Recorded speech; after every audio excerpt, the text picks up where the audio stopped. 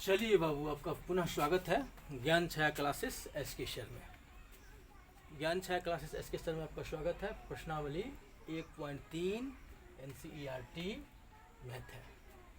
अब सबसे पहले मैं आपको एक बात बता देना चाहता हूँ कि आखिर ये पूछ क्या रहा है। सिद्ध कीजिए कि √5 एक अपरमेय संख्या है। फिर से बोलिए तो, सिद्ध कीजिए कि √5 एक अपरमेय संख्या, अर्थात परिबोर्ड परीक्षा में ये क्वेश्चन हर बार एक पूछता है। इस पर क्या पूछता है, कभी आपको दे देता है √2, √3, √7, √11, √13, अर्थात ये जो रहता है वो प्राइम नंबर रहता है, प्राइम नंबर। चलिए पुनः आप बात को समझिए। प्राइम नंबर मतलब होता है अभाज्य संख्या, जिस संख्या को जो स्वयं से ही करती है, बाद बाकी एक के सिवा और किसी से नहीं करती है। इसमें एक चीज़, एक नया शब्द आपके लिए आएगा। सबसे पहले बिना समय गवाए हुए इस सवाल को देखिए। अगर आपको सवाल अच्छा लगे तो मेरे चैनल का आप सब्सक्राइब कीजिए, क्योंकि क्लास 10वीं की परीक्षा में 2 या 3 नंबर की प्रश्न और मोटा मोटी खास तौर पर कहा जाए तो 5 नंबर का प्रश्न आपके लिए अनिवार्य है। तो आपसे रिक्वेस्ट है कि अगर चैनल अच्छा लगे तो उसको सब्सक्राइब कीजिए और अपने दोस्त को शेयर कीजिए, ताकि मैं आपके लिए और अधिक से अधिक मेहनत करूँ और अच्छा ढंग से आपको अच्छी तरह के सवाल आपके लिए लेके आऊँ। चलिए आपसे रिक्वेस्ट है मेरी। चलिए मैं एसके सर, सोना कुमार सर, आपको बताने जा रहा हूँ। सिद्ध कीजिए कि √5 एक अपरमेय संख्या है। इसको बनाएंगे कैसे? पहले हम चुपके से लिखेंगे माना √5, क्या मानेंगे? एक परमेय संख्या, परिमेय संख्या है। ठीक है बाबू, क्या लिखेंगे? √5 एक परमेय संख्या। उसके बाद हम जानते हैं कि परमेय संख्या का सरलतम रूप क्या होता है? परमेय संख्या का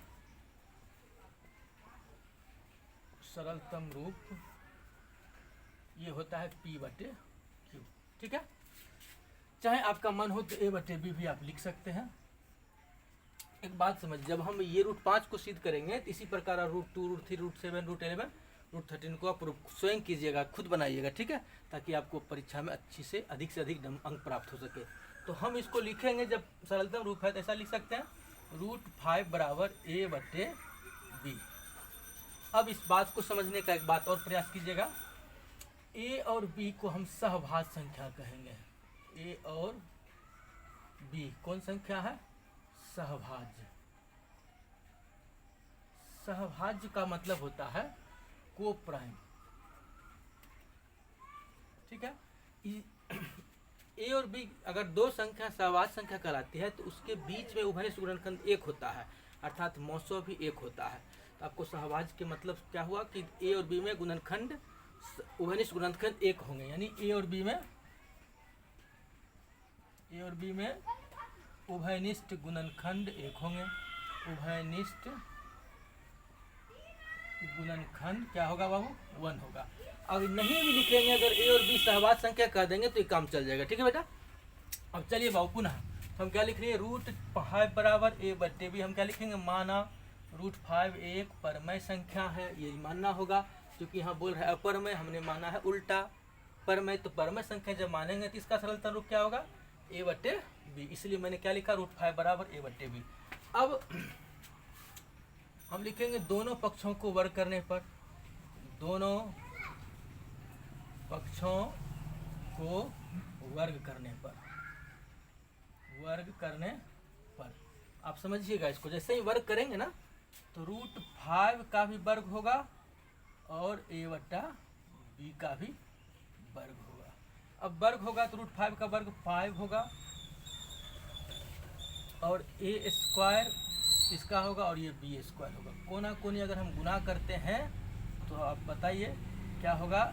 A² बराबर 5B²। इसका नाम फर्स्ट लिखेंगे। चलिए फिर से हम आपको बता रहे हैं क्या लिखेंगे? √5 बराबर A/B। A/B क्यों? तो सरलतम रूप होता है परमेय संख्या का, परमेय संख्या सरलतम रूप A/B, इसलिए √5 बराबर A/B लिखा। फिर दोनों पक्षों को मैंने वर्ग किया। वर्ग करने के बाद हमारे पास में √5 का स्क्वायर 5 होता है। आपसे कोई पूछेगा कि √5 का स्क्वायर, तो बोलिएगा 5। √3 का स्क्वायर तो 3, एकदम कोई टेंशन नहीं। अब आइए यहाँ पर a बटे b है, इसलिए a का भी स्क्वायर और b का भी स्क्वायर, a स्क्वायर बटे b स्क्वायर, कोना कोनी गुना होता a स्क्वायर बराबर 5b स्क्वायर लिख देंगे। अब यहाँ एक बात लिखना होगा, बोलेंगे कि a स्क्वायर को 5 विभाजित करती है, विभाजित करती है। फिर बोलिएगा इसीलिए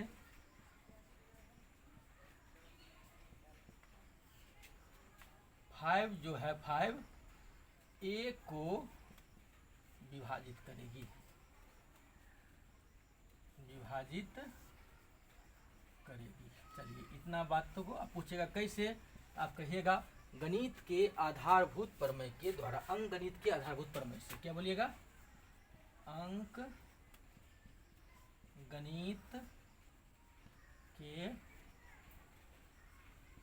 आधारभूत प्रमेय से। चलिए बाबू फिर से बार बोलिए तो बाबू क्या दिखाना चाह रहे हैं। माना √5 एक और प्रमेय संख्या बोलेगा, जैसे ही बोलेगा तो इस पर आधारित प्रश्न क्या होंगे, √3, √2, √3, √7, √11, रूट और 13। हम कुछ नहीं करेंगे, हम लिख लेंगे उल्टा। माना √5 एक प्रमेय संख्या है, फिर हम लिखेंगे प्रमेय संख्या का सरलता रूप a बटे b होता है, इसीलिए √5 बराबर a बटे b लिख देंगे। फिर लिखेंगे दोनों पक्षों को, यहाँ जो दिख रहा है दोनों पक्षों को वर्ग करने पर, इसका भी वर्ग करेंगे, इसका भी वर्ग करेंगे। वर्ग करने पर क्या होगा, √5 का वर्ग 5, नीचे में एक रह अपने में दीजिए, a स्क्वायर दीजिए, b स्क्वायर, कोना कोनी गुना करेंगे तो ये a स्क्वायर बराबर 5b स्क्वायर। यहाँ लिखेंगे a स्क्वायर को 5 विभाजित करती है। अब पूछेगा कैसे, तो हम देखना चाहते हैं कि a स्क्वायर का मान ही है बाबू 5b स्क्वायर। आपसे कोई पूछेगा कि a स्क्वायर के मान में 5 है, इसका मतलब 5 क्या, अगर a स्क्वायर के साथ में चोर है तो लोग क्या कहेगा, भाई a स्क्वायर का वैल्यू में चोर है तो चोर है, इसका मतलब a चोर है। अब ये देखिए a स्क्वायर बराबर 5b स्क्वायर, इसका मतलब क्या 5 है, इसमें है a स्क्वायर को, तो यहाँ लिखेंगे a स्क्वायर को 5 विभाजित करती है, इसीलिए 5 a को विभाजित करेगी। क्यों, कहाँ का नियम है, तो अंक गणित की आधारभूत प्रमेय से लिख देना है।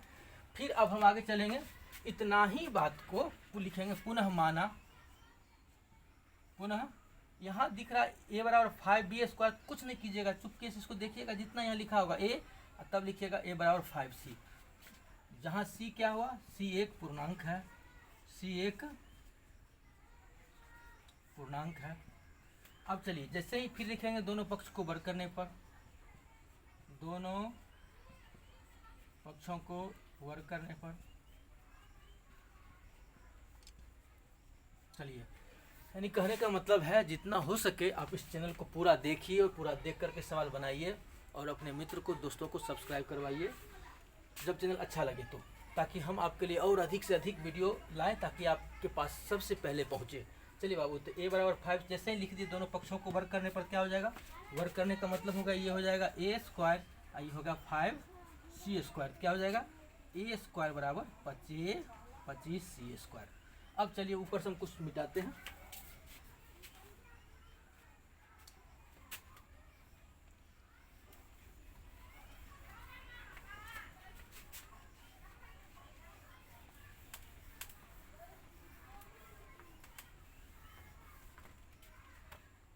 हमारे पास में a स्क्वायर का पहले मान कितना था 5b स्क्वायर, हम लिख देंगे समीकरण, यानी फर्स्ट से मेरे पास में आया है a स्क्वायर बराबर 25c स्क्वायर, a स्क्वायर का मान मेरे पास में है 5b स्क्वायर बराबर 25c स्क्वायर।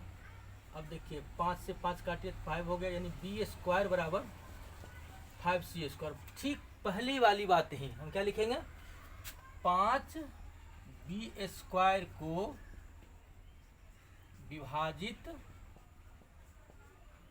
करती है। ठीक है बाबू, तब क्या लिखेंगे, इसीलिए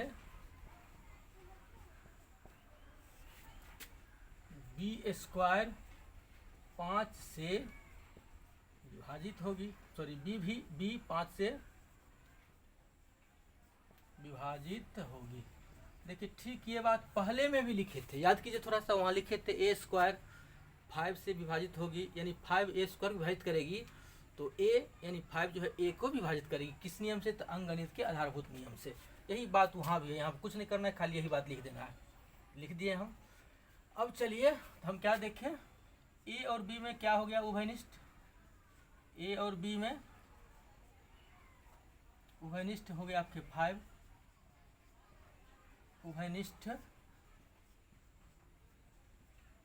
गुणनखंड क्या हो गए 5। लेकिन हम क्या माने थे, ए और बी सहभाज, क्योंकि ए और बी सहभाज्य है, सहभाज्य है। अब बात तो बिल्कुल उल्टा हो गया, कुछ नहीं करना है, सब चुपके से यहाँ क्या लिखना है, एकदम सीधा एक ही बार में लिख देंगे विरोधाभास के द्वारा, विरोधाभास के द्वारा क्या लिखेंगे, √5 एक अपरिमेय संख्या, अपरिमेय संख्या होगी। चलिए मेरा क्या मकसद हुआ, हमारे पास में ए और बी को, ए और बी में 5, ए और बी में उभयनिष्ठ गुणनखंड 5 हो गया। लेकिन हम क्या माने थे, ए और बी में, ए और बी को सहभाज संख्या माने थे, लेकिन दिखा रहा है कि 5 आ गया, तभी तो बात गलत हो गई। बस विरोधाभास के द्वारा √5 एक अपरिमेय संख्या है। यानी कहने का मतलब मैं आपको यहाँ तक बताया।